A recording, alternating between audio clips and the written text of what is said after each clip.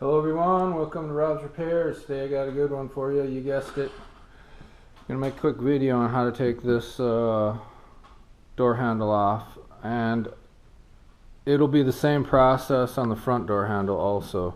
The only thing different from the back to the front will be if you want to take the lock cylinder out, you'll have to do that separate, and then all you have to do is disconnect the wiring.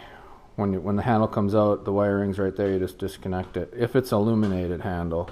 So yeah, let's get to it here. The first thing you gotta do is you have to take this rubber plug out. Real simple.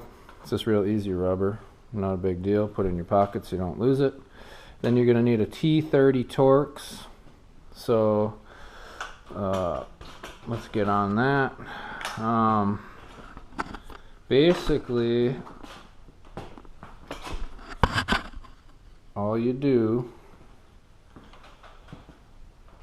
I'm going to do it like this. I'm going to get the Torx in there. It's in there about an inch. So I got Torx in there. You want to open the door handle, apply pressure out, loosen the Torx with the pressure out on the handle. You can literally feel it starting to move. And then you pull the handle out. Now this handle here is illuminated, so that'll be the same as the front. Disconnect that wiring. If you want to replace the door handle, paint it, do what you got to do. So let's go ahead and put the door handle back in. Once your wiring is connected, slide the door handle in. Now the door handle doesn't want to go in, but it did come out.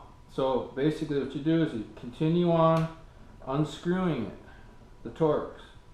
Apply pressure in.